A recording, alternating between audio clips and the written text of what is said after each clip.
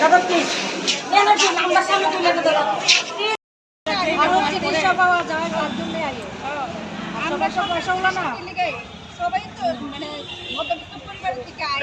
তো মেডিসিনে অনেকদিন ধরে সর্দি কাশি জ্বর তো আসার পরে এখান থেকে টিকিট নিয়ে সেটা 29 নম্বর ওয়ার্ডে মানে রুমটাতে যাওয়ার জন্য করছে গেলাম যাওয়ার পরে দেখানো হইলো তো আমারটা দীক্ষা আসছে পরে প্রচুর পেশেন্ট হ্যাঁ বাইরে আছে তো ডাক্তারের প্রথম মোটিভটাই একদম বাজে যে 10 মিনিটে সব দীক্ষা দেবো 10 মিনিটে সব দীক্ষা দেবো মানে মানে রুগী বলে মনে করতেছে না মনে করতেছে যে এখানে গরিব মানুষ আইছে এরা যার সাথে ব্যবহার করলেও চলবো কোনো ব্যাপার না এরকম সঙ্গে একজন ম্যাডাম ডাক্তার আছেন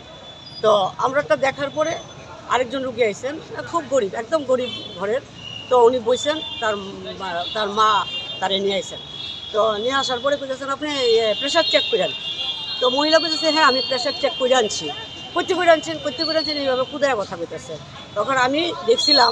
আমি বললাম যে হ্যাঁ ডাক্তারবাবু আমি দেখছি উনি প্রেশারের চেক করে ওই রুমটাতে গেছে উনি প্রেশার দেখাইছেন আপনি কি ডাক্তার আমি কিছু না আমি তো ডাক্তার না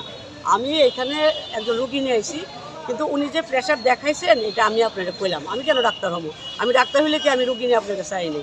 হ্যাঁ মহিলা অপদার্থ এসে আমি বলছি যে আপনি এই সমস্ত কথাবার্তা বুঝেছেন কেন এইভাবে কথাবার্তা একটা